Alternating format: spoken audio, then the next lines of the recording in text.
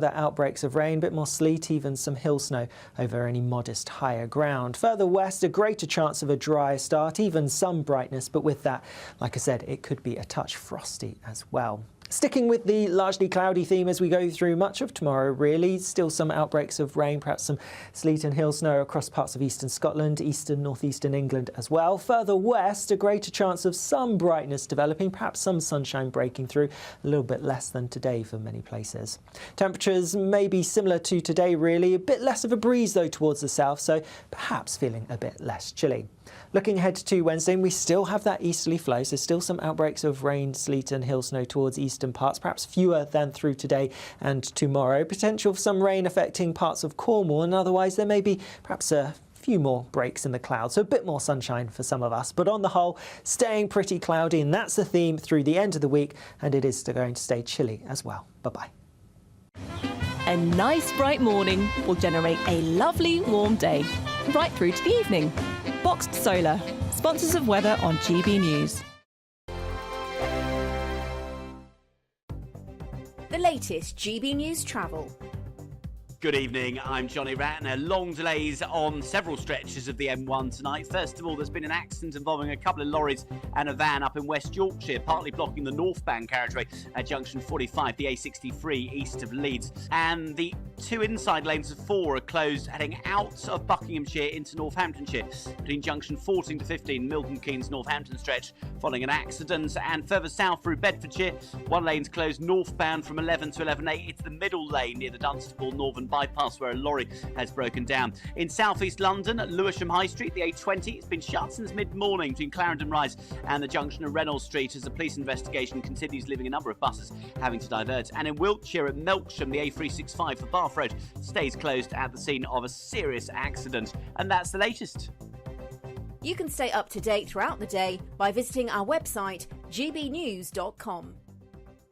We're doubling your chances to win in our latest Great British giveaway, with 2 fabulous prize bundles up for grabs. There's 2 lots of a totally tax-free £10,000 in cash. You'll also receive a brand new iPhone 16, along with £500 in shopping vouchers to spend at your favourite store. And the best news is, 2 lucky winners are going to win. For another chance to win, text cash to 63232. One entry costs £2 plus 1 standard network rate message, or text bonus to 63232. 5 entries cost £5 plus 1 standard network rate message. Go to gbnews.com/win. Entries start from just £2. Call 0903 681 3232. Calls cost £2 plus your network access charge, or post your name and number to GB11 PO Box 8690 Derby DE1 9TT. UK only. Entrants must be 18 or over. Lines close at 6 p.m. on the 7th of March. Please check the closing time if listening or watching on demand. Good luck. Good Afternoon Britain isn't just about us. The wonderful thing about this programme is it's about everyone watching. It's an interactive programme. Well, there absolutely is something to see here, and we're going to be talking about it more. Whether it's breaking royal news, Will, please bring us up to date. or indeed a particularly punchy speech in the House of Commons, Very, very curious. we bring it to you live, and then we bring you live reaction as well. That's Good Afternoon Britain, weekdays from midday. Only on GB News, the People's Channel, Britain's news channel. Join me, Camilla Tominey, for a frank and honest discussion with those in power that cuts through the spin and gets to the heart of the issues shaping our nation. You haven't confirmed that you want to stand as leader, but you haven't ruled it out either. This report basically says that he's not fit to stand trial. Is he indecisive? Incompetent? I deliver the dose of reality Westminster needs. That's the Camilla Tominey Show at 9:30 every Sunday on GB News, the People's Channel, Britain's news channel.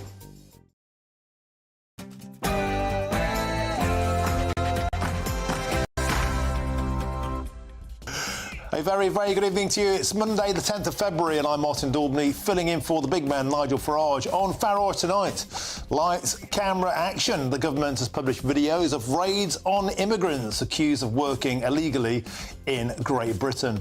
And anger has erupted across the Labour Party, with some accusing the Prime Minister of turning the party into Reform Light. And one of the biggest news stories of the day was this Farmageddon Mark III. The farmers have returned to Westminster. Hundreds took to the streets in their tractors to continue protesting against the government's inheritance tax raid. And half of Generation Z think that Britain is a racist country, and only a tenth would risk their lives to defend it in a war. We took to the streets of London to do our own research. If Britain was at war, would you go and fight for Britain? No. You wouldn't? No. This technically isn't my country. I'm not really wanted here. What a surprise. They don't have any faith in Britain. Wonder why that is? We'll find out next. All that to come. But first, here's your news headlines with Tatiana Sanchez.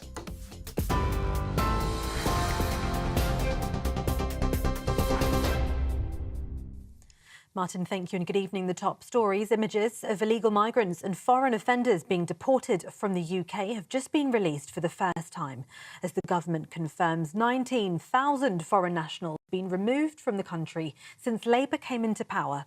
The unprecedented move is part of a drive by the new government to try to show it's taking tough action on those with no right to live or work in Britain. However, only a tiny fraction of the thousands of deportations include those who crossed the English Channel illegally on small boats. Home Secretary Yvette Cooper says rules need to be respected. Well, we need to prevent these dangerous boat crossings in the first place. That's why we are today in Parliament debating new counter-terror style powers to go after the criminal gangs. And we also need to clear the ridiculous backlog that we inherited from the Conservatives so that also small boat arrivals who have no right to be in the UK can also be returned as part of the increase in returns and enforcement that this Labour government has been setting out. We have to make sure rules are respected and enforced. Chancellor Rachel Reeves has faced calls for meaningful tweaks to planned inheritance tax on farmland from Labour backbenchers.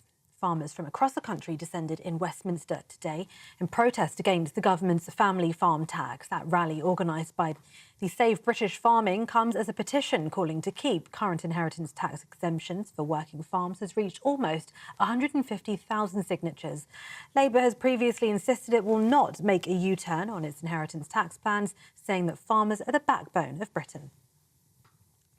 A second Labour MP has been suspended from the party for comments made in a WhatsApp group that saw a minister lose his job. Burnley MP Oliver Ryan has been suspended by Labour over his membership of the WhatsApp group containing offensive comments. Mr Ryan has apologised for unacceptable and deeply disappointing comments. Ashley Dalton, Labour MP for West Lancashire, has been appointed as a minister in the Department of Health and Social Care after Andrew Gwynn was sacked over the weekend. He was also found to be a part of that WhatsApp group. And US President Donald Trump is set to impose 25% tariffs on all steel and aluminium imports into the US. Steelmakers in Asia have warned the tariffs will impact profitability and volumes of steel. It's unclear whether President Trump will make any exemptions on tariffs. Labour Minister Dame Angela Eagle said earlier this morning it's in the best interests of both the UK and the US that the two countries carry on with their balanced trade. And those are the latest headlines for now. More from me in an hour. For the very latest GB News direct to your smartphone, sign up to News Alerts by scanning the QR code or go to gbnews.com/alerts.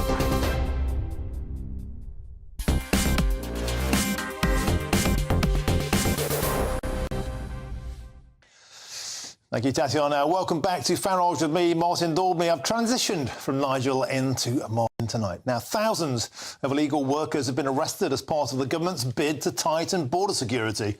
They were found to be working illegally in places like car washers, nail bars and restaurants, Kel Surprise, and perhaps even the odd Turkish barber. Now, almost 4,000 arrests have been made so far, a steep rise on the figures this time last year. But is this just a drop in the ocean?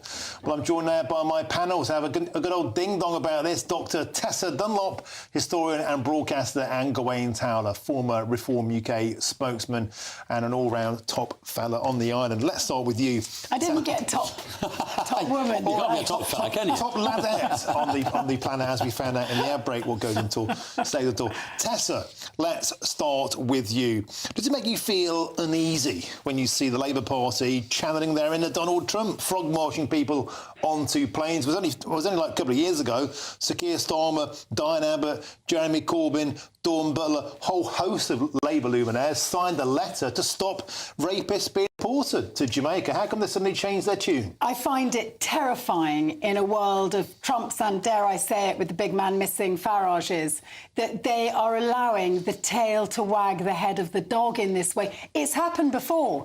We talk all the time at the moment of, you know, is reform going to overtake the mainstream parties? Frankly, it doesn't matter. Well, it has. Because reform, first of all, in its UKIP form, with Farage once again at the helm, managed to dictate Brexit for us, insofar as that referendum would have never happened had it not been for the power of Farage outside the parliamentary system. And now, take two this time against the migrant. And I, for one, there are huge numbers of things we can do about... Illegal workers aren't migrants. There's a huge number of... This is the crackdown on illegal workers. Don't confuse that with asylum seekers, those who come here legally and peacefully. These are illegal. They've got no right to be here. But there's a huge narrative, isn't there, around migration being out of control. And actually, where it impacts on the population, i.e. 650 net migrants coming into the country, you can restructure the economy, you can make your university system less dependent on foreign money, all sorts of deeply unsexy things that don't catch the headlines. So instead, they are chasing the voters. No, they're chasing criminals. They're chasing voters who are probably watching right now who tend towards reform. They're not really criminals, they're vulnerable people. At my local car wash, incidentally, have you had your car done over, very nicely... Done over, yeah. Well, you know, nicely done for £15. A lot of people have their cars done over. But nicely done at the local car wash, or your nails done for cheap, and taken the money and said thank you very much. And at the same time, it's those cheap services that are being targeted and the most vulnerable people who work in those places. OK, go into our... It's always lovely to hear that somebody's concerned that they're not going to get a cheap nail job. I'm sorry. I do my That is own. not acceptable. You're talking about people like that. I'm sorry. It's not acceptable. It's not good enough. The fact is we have... And you say if immigration was not out of control, over 1 million people last year. That's out of control in a country the size we are. It has impact on so many things, on housing costs, on employment, also safety, security. If you think of the amount of people working, for example, in the food delivery business, at least, according to police reports, at least half of those that they stop for basic traffic offences are illegal migrants. They should not be here. End of story. Period. There is no reason, no justification, none whatsoever.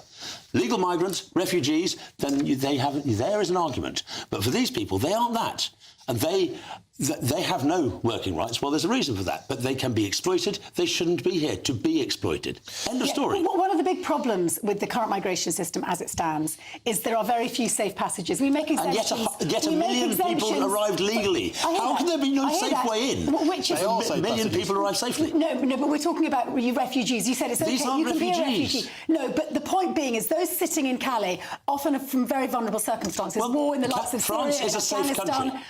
And if France is a safe country. But at the same time, we allow people in from Ukraine, for example, or from Hong Kong. So where because it in the suits our case of national Hong Kong, we narrative. had a duty. They held British passports, for goodness sake. We went to war in Iraq and Afghanistan. And It's very hard to get in from those countries. From Afghanistan, we never turned them down. Guys, it's worth pointing out we had a visa scheme specifically to deal with these individual crises of Hong Kong, of Ukraine and Afghanistan, which we honoured. In fact, the UK pulled above and beyond its weight when compared to other European Union member states, particularly with Hong Kong and Afghanistan. Not Ukraine, Afghanistan, actually. In certain cases, we've let down the Afghans. Precious few, to be honest. Hang on a sec. The fact well over 90% of those people from there. A lot sitting in Pakistan waiting for their cases to be sent. Guys, we can't all shout over each other. The fact of the matter is, you're talking about safe passages. We already have safe passages. I just pointed out 3 of them. Very selective. We have 3 clear safe passages. People coming from France are coming from a safe country. You may say they've come from a country that isn't safe, but they've travelled through multiple safe nations first. They've paid a lot of money to be here. They've made a choice to be here. And if they come here illegally, they should be deported. You can't conflate that with people who are welcomed via a refugee scheme. What's interesting is that the vast majority of those who arrive in small boats, and prior to that it was lorries, are granted, once they've been processed, after the enormous and expensive lag time, are granted asylum. They are granted asylum. So my point is... Whereas, on the continent, in France, it's 50%. Here, it's over 80% of those granted. Why are we such a soft touch? But I think more broadly, because it's not good for the people of this country. Are trying to say we're not, but it's just really disappointing when there are clearly structural issues in our economy that demand we need to import net 650,000 migrants to keep our economy what you're going. talking about as a structural issue is things like minimum wage. Yeah. These people are working under the minimum wage. Should you say, therefore, that there should be no minimum wage? Because that is there to protect British citizens. But relative to the British numbers citizens. of migrants who come in legally, this is a very small number that come in illegally. It's like trying to crack a nut with a So if it's a small number, can we just clear and it? what depresses me about the Labour Party is that they feel the need to be almost toxic in the way in which not only are they doing this, but they're parading this state bullying in front of us. I feel deeply uncomfortable. And here I agree with you. But the trouble with that argument is that actually the vast majority of all voters think we've got a problem with immigration numbers. It's not toxic. It's not far right. It's not like 2/3 of Labour voters think we have too high an immigration figure, and that's the fact. And I agree with you, but why can't we say our universities depend too much on the money from overseas, from foreign students, muscling out places? But instead, we do these nasty little videos against the most vulnerable, the toothless man who loyally serves in my local service station. I would never turn him over. I know he's sending his money back to his son in a vulnerable country. But the point is he's not like a Mr. Muscular criminal out to get the Brits. He's not the problem. And yet, people who have arrived here as illegal migrants have committed murder, have committed rape. Well, yeah, but they shouldn't be here in the first place. Tell that to the victims. Tell that to the family of the person who was murdered in Bournemouth by an illegal migrant. And say, oh, well, it doesn't really matter because it's a small statistic. That's not on. But I do come back, I agree with you on the videos and the films. Do you remember when Theresa May had her racist go-home trucks that went round? Horrible. That was not. The point is they are trying to out-reform reform. Look at us, look at us, look at us. Reform doesn't want to behave like that. We wouldn't, yes, we want to remove illegal migrants, yes, but we wouldn't parade them like some sort of punishment video. There is something deeply unpleasant and deeply un-English about doing it like that. And I would agree with you. There's something that sticks in the craw. But it is, I'm glad you agree on that. But today's video wasn't that. Today's video was 47 individuals, almost entirely men, by the way, being taken onto a flight because they were foreign national offenders who'd broken the law. And presumably they'd already been, as you can see here, presumably they'd already broken the law, and then the legal threshold to be deported is pretty high. I think that you have to have served 2 years. We haven't had this time a group of people on the plane saying, stop the plane, stop the plane. When they did that a few years ago, and that person who was being deported was the plane stopped and he was taken back on, he went on to re-offend. Was that the one that was going to Rwanda? Because these are going back to their country of origin. No, he was going back to Jamaica. He was going back to the Caribbean. He went on to re-offend. It was destined for somewhere, I believe, in Eastern Europe, probly Albania. One of the individuals on that flight that the Labour luminaires tried to ground was a Jamaican who was a drug dealer who came back to Britain thanks to the Labour Party blocking that flight, who went on to stab somebody to death in West London. He went on to murder on British soil because the Labour Party had kept him here. This is quite a different Labour Party today, though, Tessa. Back to the original point, and that is they are not responding to extremism. They're responding to the fact that 98 seats, at least, Labour Party MPs are dead in the water unless they do something about clamping down immigration. This is clickbait, though. This is revolting, lo-fi clickbait. We're at least 4 years plus away from an election. I want to see the Labour Party deal with structural issues in our economy. So every time you walk into the supermarket, you don't feel like being slapped in the face because the cost of food is so high and somebody's running away with half the food under his arm having not paid for it. These are crises in our system where people can't get social care. Actually, the border is a crisis. It's partly because every day you are telling me it's a crisis. Every day I don't go out there thinking, oh my goodness, that illegal immigrant in my local service station is ruining my life. How much He's does not it ruining my affect life. you? How much does the costs that affect ordinary people, they are affected by this? You and I aren't. But the vast majority of this country feel that they are, and they see it. They see it on a daily, but they also see it on a daily basis. They see people. They see people gathered outside schools. They see things of this sort. That's what's happening out there, and it's all very well for us in our comfortable lives to dismiss these people, but they see it in a way that you and I probably don't. I believe we're whipping up fear unnecessarily. Is it unnecessary to be fearful when you have a group of young illegal migrants standing outside a school? Because the truth is, the government doesn't know how to deal with the structural issues in our economy. But are you saying it's unreasonable to be frightened? I haven't seen those people outside my school. Guys, let's leave it there. It is worth pointing out there are at least 1.5 million people working illegally in Britain. These are facts. And we know there are 9,000 foreigners in British jails for serious offences. These are facts. People have a right to be concerned about that. And the Labour Party seems to have finally woken up. I don't think that's toxic. I think it's necessary. Otherwise, they're going to be facing electoral oblivion. Got to leave it there. Let's move on. Now, the latest voting intention polls putting Reform in the lead. Could a Tory-Reform pact become an unstoppable force at the next general election?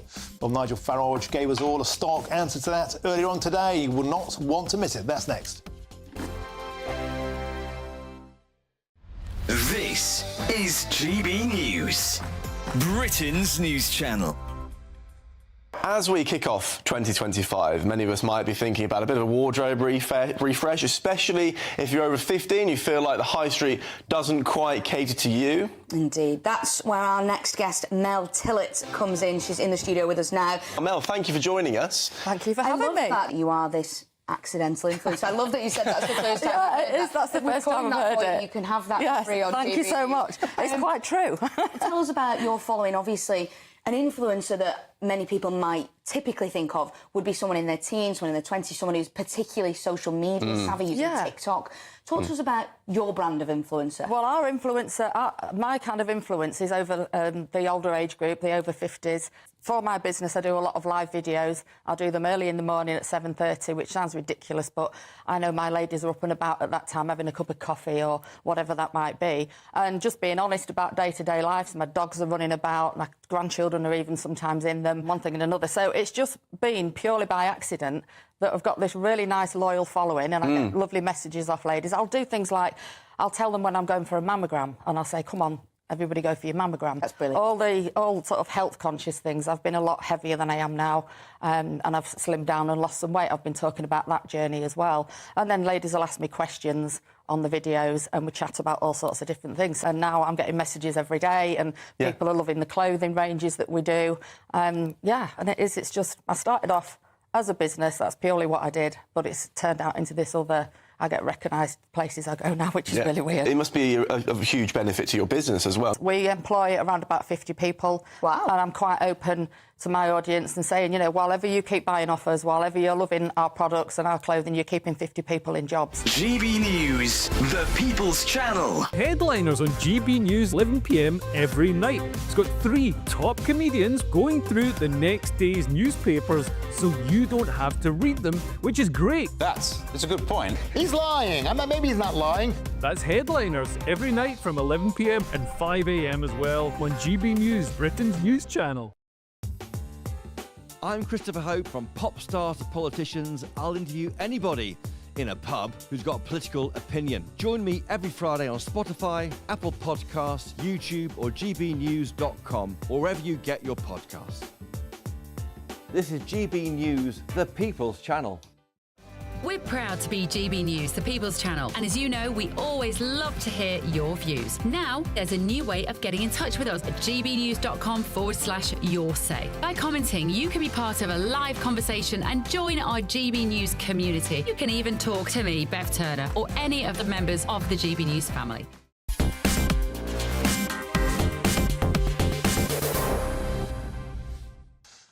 Welcome back to Farage and me, Martin Daubney, standing in for the big man. Now, the usual presenter of this show, of course, Nigel Farage, has been out with farmers today as they took to the streets of Westminster, Farmhead 3, to protest against new inheritance tax rules from the Labour Party.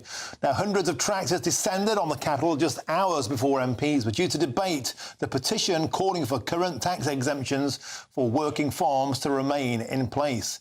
Still, Labour has insisted it will not make a U-turn on its plan to introduce that 20% inheritance tax rate on farms worth more than £1 million. Now, I'm delighted to say I'm joined in the studio by Justin Rogers. He's the head of Farmers to Action, the organiser behind today's farmers' protest, as well as my panel.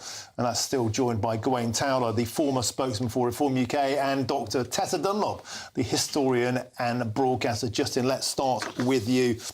The third time now, there's been a peaceful turnout, a very handsome turnout. Has to be said, tractors all the way from Whitehall to Trafalgar Square and beyond. The problem is, are the politicians listening to you? Like, for example, Sir Keir Starmer and Angela Rayner today cleared off to Cornwall with the King. If we only knew that, we might not have been here. But we didn't get that information until now. So it is what it is. But the point is, the biggest part of this is unity. There's farmers that have come down from across the whole of the United Kingdom uniting together, that this is a force of positivity going forward. That we are looking for change of our industry in a big way. IHT has brought us all together. IHT is the hot topic that we've got to sort out.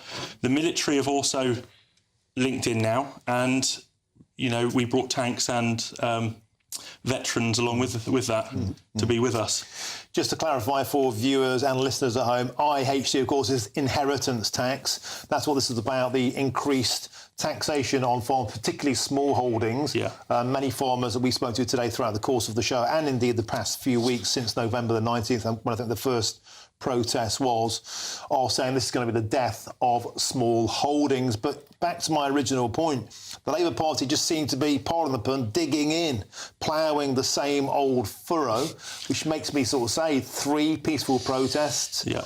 What next? Is it time to go a bit more, I don't know, gilet jaune about it? Well, we ask that a lot.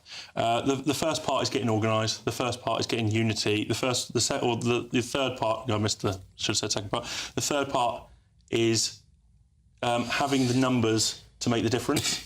I think we're there now, and there is hunger for something else. But we've got to make sure we do this the right way. Farmers have got to go to work the next day.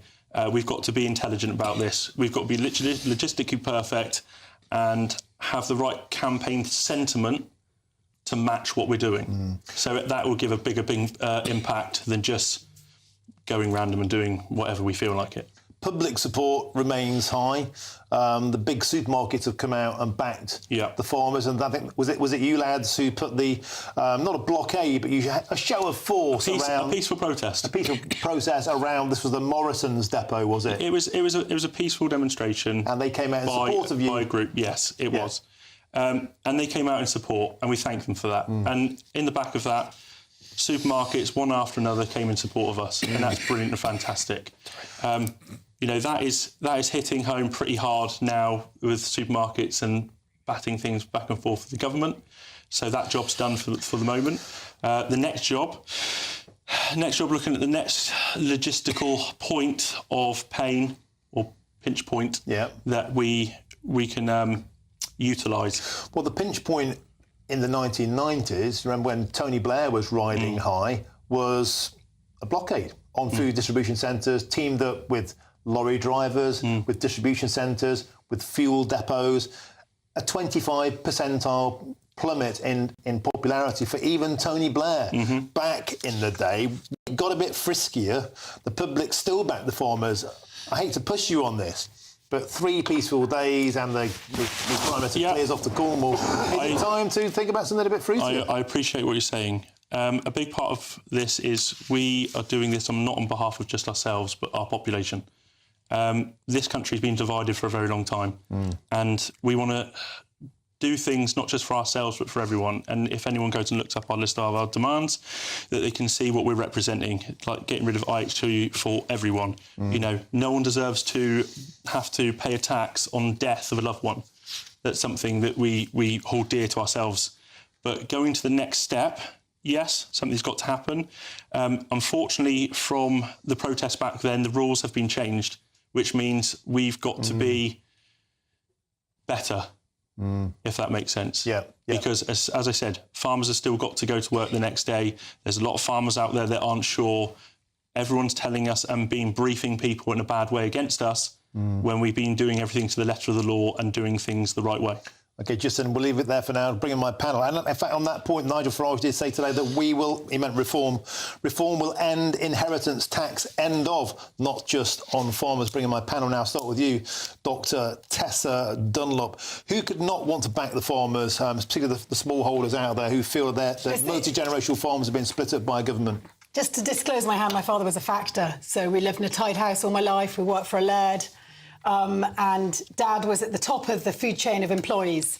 Everyone beneath him, therefore, was paid less than him. All of them got their house or their accommodation when they worked on the farm. But then once you were 65, you'd been a manual worker all your life, you hadn't earned enough money. Where did you live? Where did you go? So the idea that these are poor farmers, all of them, you know, just managing on their own in a small hold, it isn't true. We're actually talking about large businesses which are able to hog land and property for as far as the eye can see in large swathes of Scotland. I think the farmers agree that those people we're hearing one perhaps narrative here, so I'm providing balance. But I think the farmers agree, am I not right in saying, that those people should be targeted means tested, but at the moment it's a blunderbuss that gets even the smallholders. So is your issue the threshold? Because you've just said you don't want any inheritance taxes. I think actually people like the said Lennon, he's a very decent man in his own way. But why should he own 42 properties and 40,000 acres without taxation? If you want to target those at the top echelon, find another way.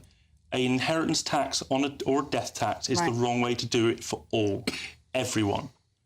It's not for all. It's only for those people who own excessive numbers of assets. What Justin is saying is inheritance tax in itself is immoral. Is wrong. It's immoral. Not just on farmers, on anybody. But the problem is, what it does People is have paid tax on that once, it's taxing again.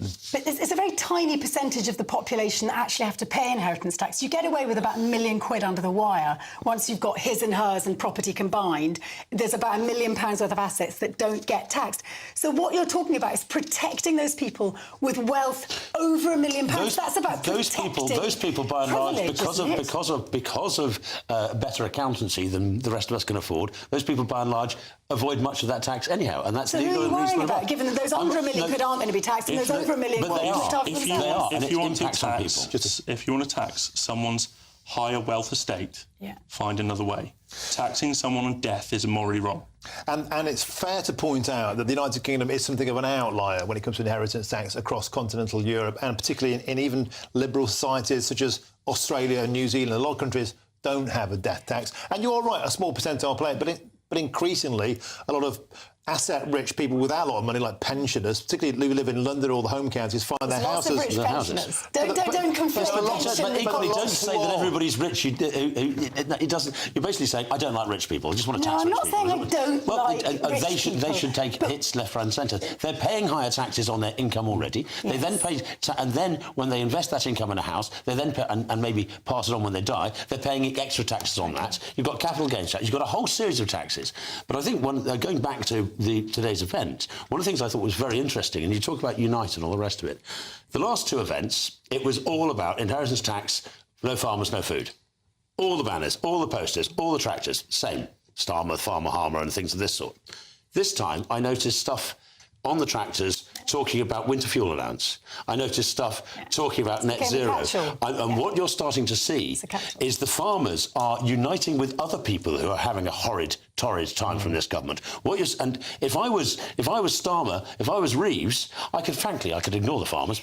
There's only a few of you. However, if that starts to grow into a unified group of people, all of whom feel that they've been crushed by this government, then if I was Starmer, I'd be very worried. I would like to ask Justin very quickly, because I don't believe they're going to make... All the evidence shows they're not going to make much money out of this levy, this inheritance tax levy. I think it's about control. They will give you money back if they can control environmentally how you manage your farms. Would you agree with that?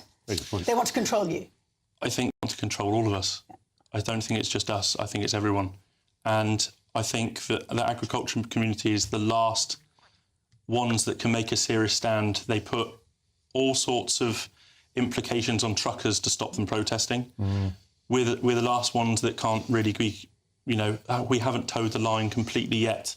And we've identified that we make up there's only 213,000 farms, I think, approximately in the UK, which is 0.06 or 7% of our population, right? We need help, which means we need to not just represent ourselves, we need to represent our country. And if the people, the public, understand that we know how much we're paid and we know how you guys are being paid, or you guys at the shop are paying 200 to 300% more for your food than we're getting, that percentage is getting lost in an industry somewhere. We're suffering, you and the whole public are suffering. So the only way we can battle this and change is we all work together, and we've put our arms out to the military. The veterans. Yeah, the veterans. We're willing to work with them. We're willing to help the general public. We need our farms and our livelihood saved, because everyone says, oh, farmers got lots of money. It's only valuable if you want to sell it. OK. We're no more than custodians and we want to pass it along. You can't sell the two wheels of a tractor, can We you? have to leave it there, gentlemen. Fascinating stuff. Is the farming movement sweeping in other movements to become bigger in of itself? Fantastic stuff. Thank you very much, Justin. Now, in a previously issued joint statement from the Chancellor Rachel Reeves and the Environment Secretary Steve Reed, they say this: farmers are the backbone of Britain, and we recognise the strength of feeling expressed by farming and rural communities in recent weeks. We are steadfast in our commitments to Britain's farming industry because food security is national security, and it's why we are investing £5 billion into farming over the next 2 years. But with public services crumbling and a £22 billion fiscal hole that this government inherited, we have taken difficult decisions. There we go. Thank you very much to my panel. Thanks to Justin Rogers, co-founder of Farmers to Action. Thank you very much to all of you. Now, coming up next, half of Generation Z think that Britain is a racist country, and only a tenth would risk their lives to defend it in a war. We took to the streets to do a bit of our own research, and that's next. Can't wait to get in that sea. Lovely and warm. Just like the feeling of having great travel insurance. All Clear Travel Insurance sponsors GB News Travel Destinations Forecast. The weather in the Mediterranean this week is looking a bit mixed. We do have some showers lingering, particularly around the Adriatic at the moment, parts of Italy and France as well. Thunderstorms recently across Malta and Sicily should be clearing off a little bit. Generally, there's some brighter skies for parts of southern Spain, though we do have this rain band pushing into areas of Portugal as well. Once that system does clear, though, it's generally expected to turn a touch brighter for western areas, though still rather changeable further towards the east.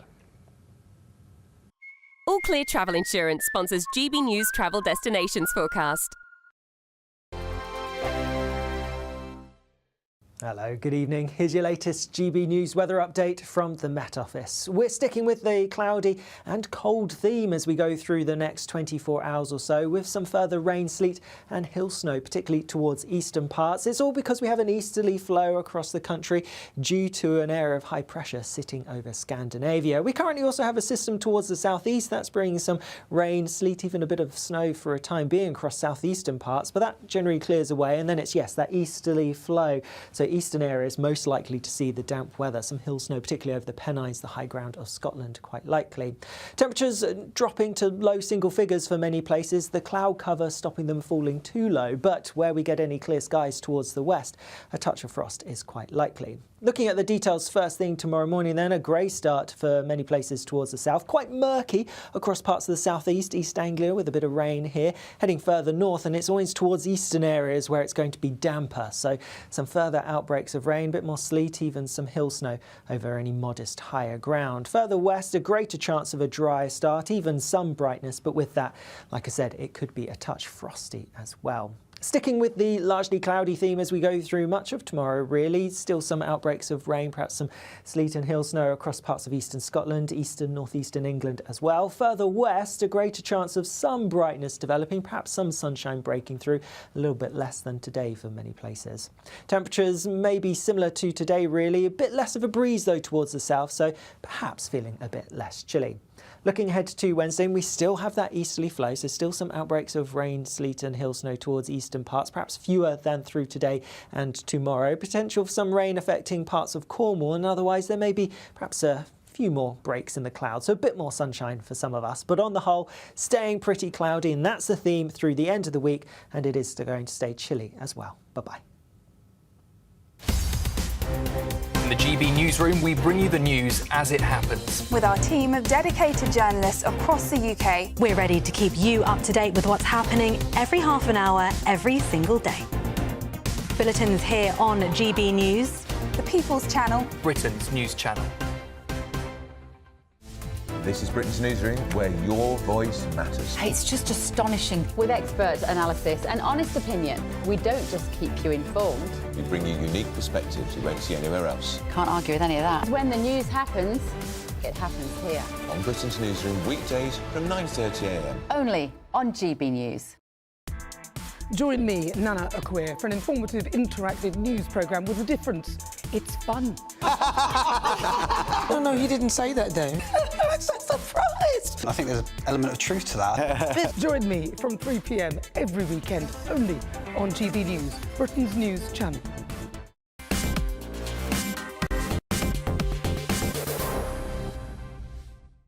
name is.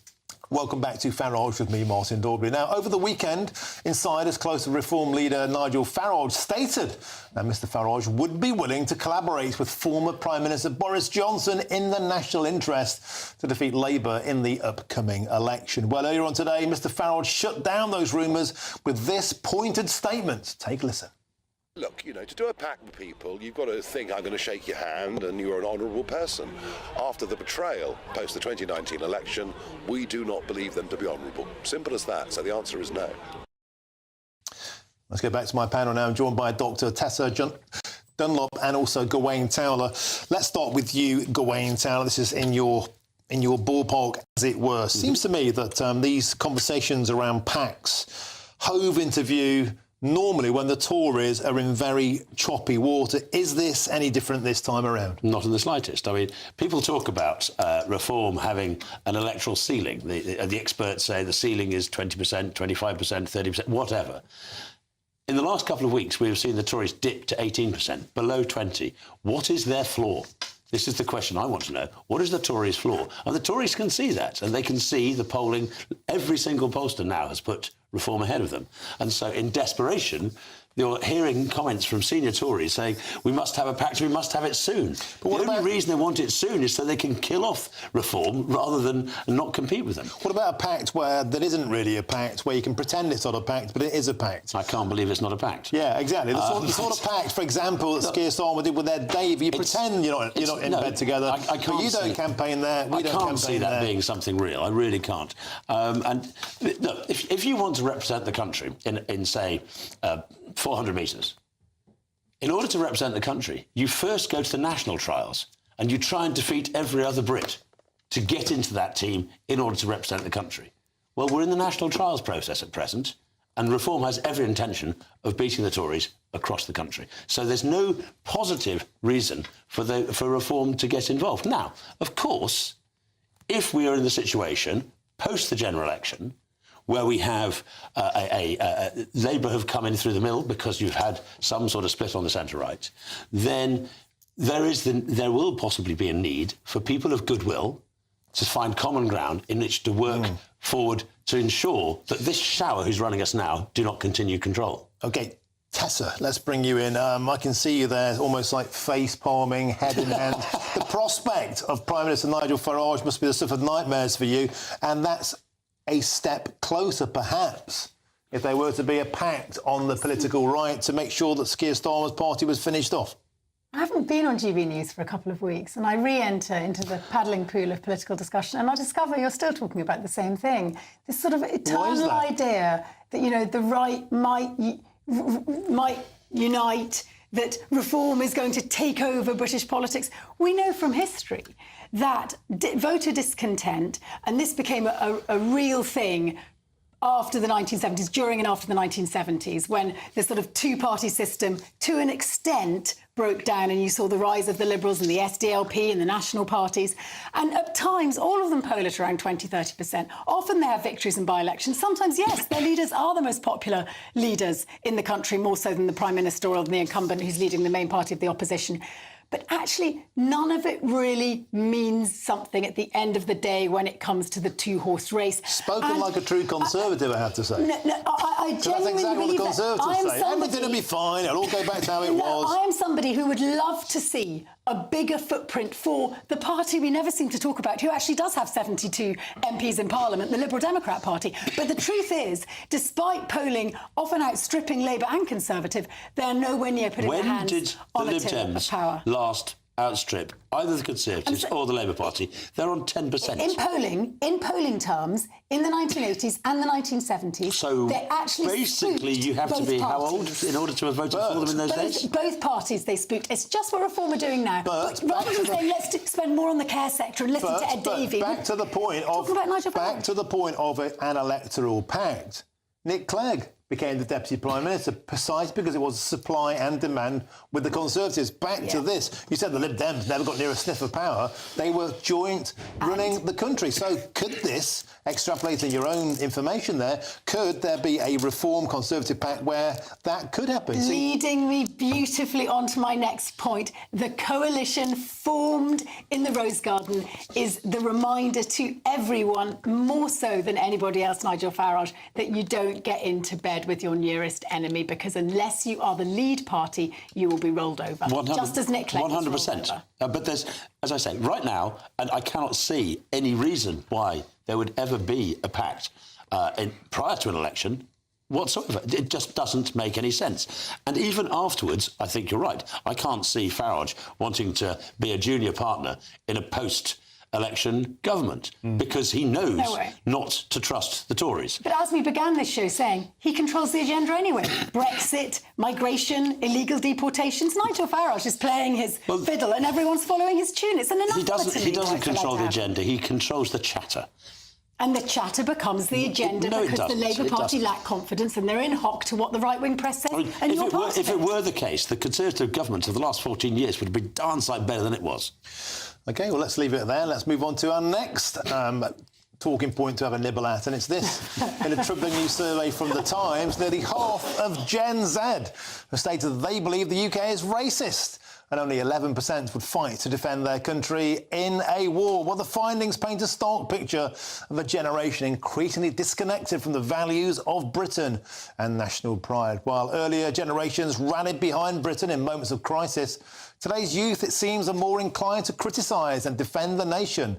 Well, we're seeing the consequences of decades of narratives that have painted British history in a negative light and something to be ashamed of. Well, General Sir Patrick Sanders issued a stark warning saying a nation unwilling to fight for its freedom becomes prey in a world of predators. Is this time for a wake-up call for the future of Britain, or is it an inevitable shift in how younger generations view their role in the world?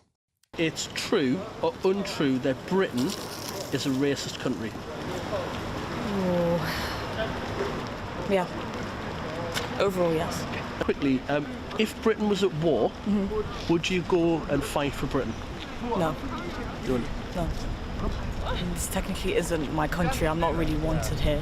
If I could be sent back, I probably would be. Like if they wanted me to, if it was a point where we could do that, that definitely would happen. So.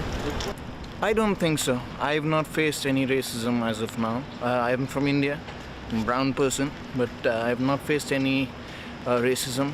I think that in some definitions, absolutely yes, Britain is a racist country, but by some others, it's not. There we go, that's conclusive. It's racist in some parts and not in others. Let's continue the conversation again with Gawain Taylor, the former spokesman for Reform UK, and Dr Tessa Dunlop, historian and broadcaster. Just grab a couple of those stats there that really leapt out at me. 41% of 18 to 27-year-olds said they were proud to be British. But in 2004, 21 years ago, it was 80% who said they were proud to be British. We've seen a halving of pride in Britain. Where do you think that's coming from? And in particular, the parents, the first generation, if you like, the Windrush generation, much more likely to feel a sense of national pride than their offspring. What's happening? Well, let's take the first point.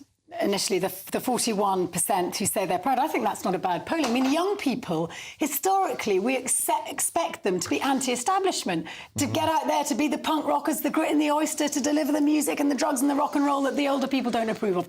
So the idea that they might actually feel a disconnect with what the state represents, after we've had a Brexit verdict, whether you like it or not, that was a generational divide in that vote. Young people didn't want it, old people did on the whole.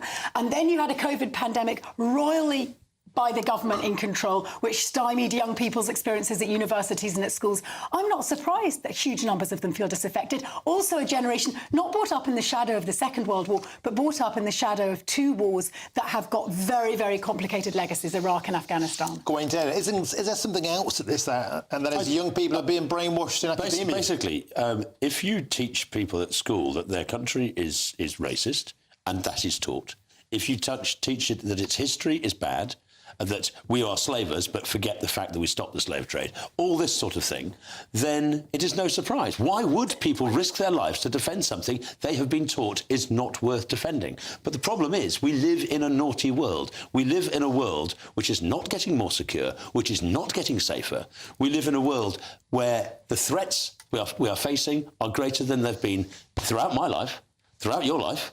However, those young people, one prays otherwise, but they may have to defend something. And then, and at that point, if you look around the world, there's no other place that's better. Tessa, this is the least racist country in the world. This is the best place to grow up. Can I quickly ask you, Tessa, as an historian, is there something in this notion that we are being taught, children are being taught history through a prism of liberalism, through a prism of let's focus mainly now on the bad bits? When I was a kid, we were taught about the romanticism of Britain's past. Now, are we only ostensibly, majorly taught the bad bits? And so they're taught to hate Britain.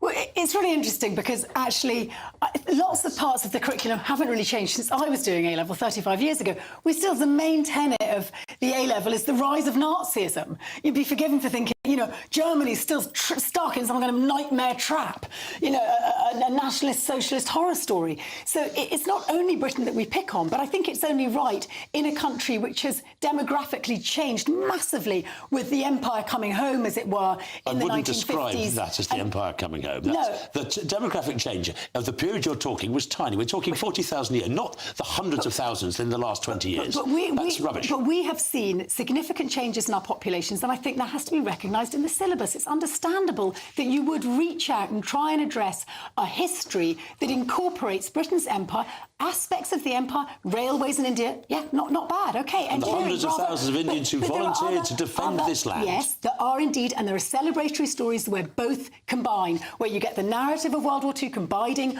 with Empire soldiers coming to fight, but you also get dark spots, and we have to be honest about that. Nobody's going to deny that Amritsar happened. Nobody's going to deny these things happen. But I think, on balance, it was never a choice between independence or Britain. It was a choice between Britain and France. And frankly, we do better than that. OK, we have to do it there. What we could do is just teach positive history to all Brits, irrespective of where they come from. So they grow up thinking positive things about the country. You learn from your mistakes. It's young people that seem to hate Britain now. Thank you very much. We have to move on. Coming up next, a D-Day veteran who turned 100 just last week was suspended by the Green Party for suggesting that some women become trans women to win at sport, which is true. He joins me next. GB News Breakfast, every day from 6 a.m. Lauren, let's start with this, shall we? How children's TV may be harming, not helping young minds. Yeah, so this is an article in the Express today, a big double-page spread as a result of some new research and a new book that's coming out by a child psychologist, saying that children's television, and I think perhaps more importantly, the way that children consume television and video product now is perhaps not as healthy for them as we would hope it would be.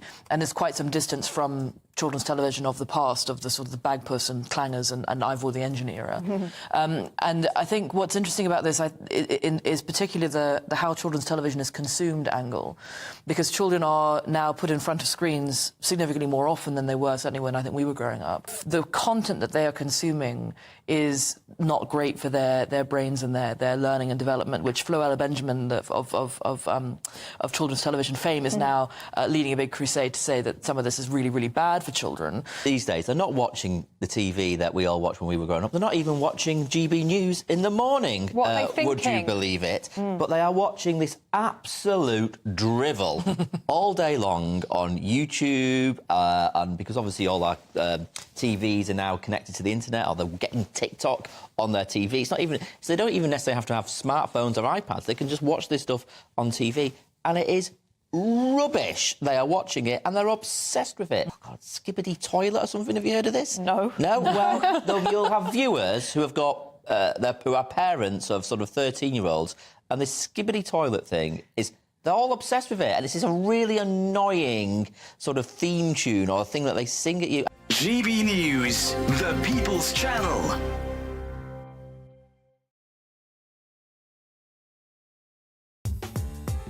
I'm Christopher Hope. From pop stars to politicians, I'll interview anybody in a pub who's got a political opinion. Join me every Friday on Spotify, Apple Podcasts, YouTube or gbnews.com, or wherever you get your podcasts.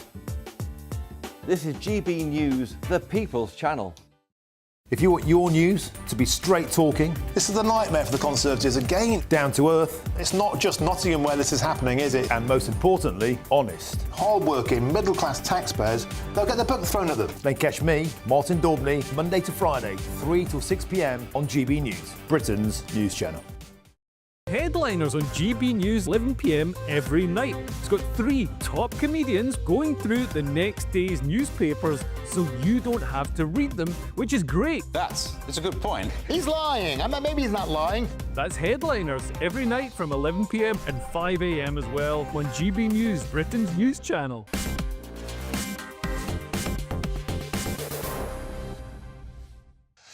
Welcome back to Farage with me, Martin Daubney. Now to a shocking story from the Green Party, where a 100-year-old D-Day veteran has been suspended for what the party called transphobic comments.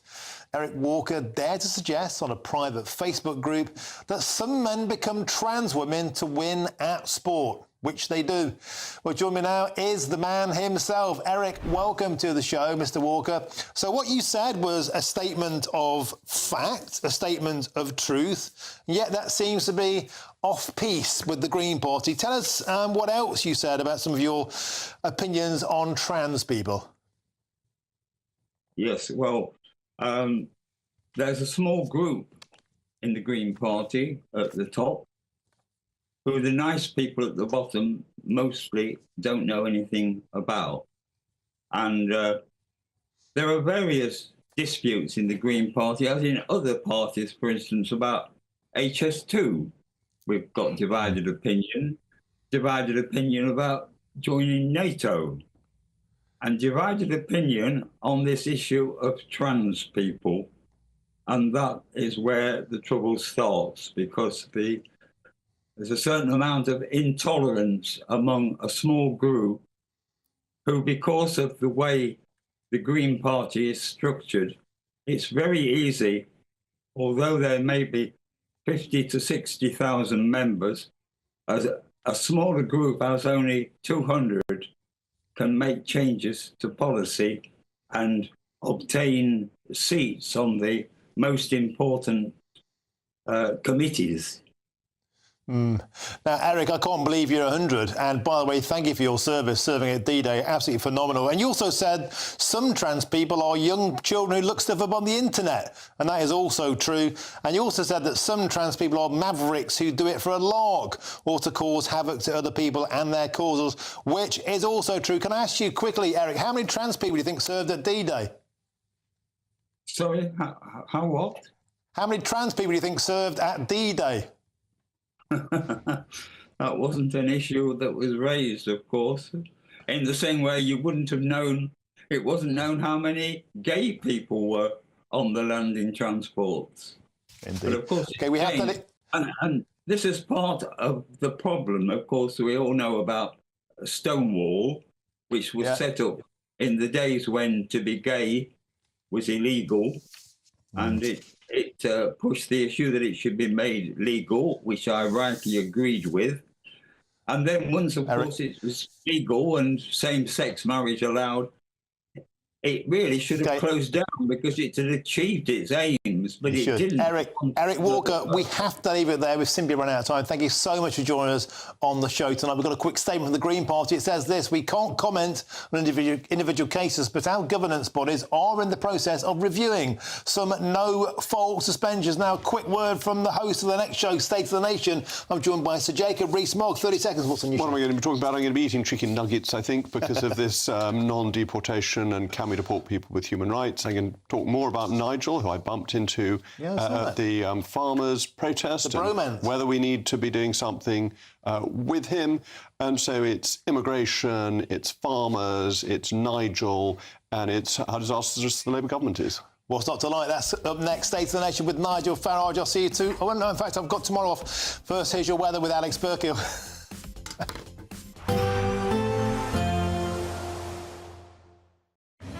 Even though we'll see a cloudy start, it'll be a bright outlook for the rest of the day. Boxed Solar, sponsors of weather on GB News. Hello, good evening. Here's your latest GB News weather update from the Met Office. We're sticking with the cloudy and cold theme as we go through the next 24 hours or so, with some further rain, sleet and hill snow, particularly towards eastern parts. It's all because we have an easterly flow across the country due to an area of high pressure sitting over Scandinavia. We currently also have a system towards the southeast that's bringing some rain, sleet, even a bit of snow for a time being across southeastern parts, but that generally clears away, and then it's, yes, that easterly flow. So eastern areas most likely to see the damp weather, some hill snow, particularly over the Pennines, the high ground of Scotland, quite likely.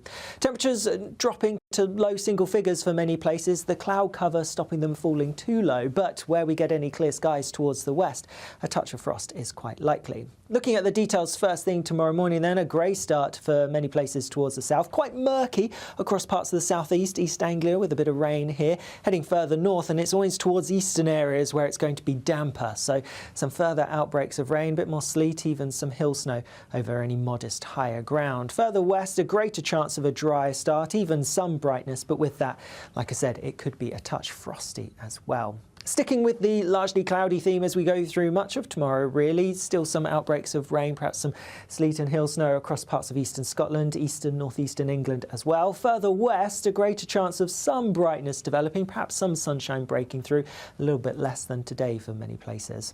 Temperatures may be similar to today, really. A bit less of a breeze, though, towards the south, so perhaps feeling a bit less chilly. Looking ahead to Wednesday, we still have that easterly flow, so still some outbreaks of rain, sleet and hill snow towards eastern parts, perhaps fewer than through today and tomorrow. Potential for some rain affecting parts of Cornwall, and otherwise there may be perhaps a few more breaks in the clouds, so a bit more sunshine for some of us. But on the whole, staying pretty cloudy, and that's the theme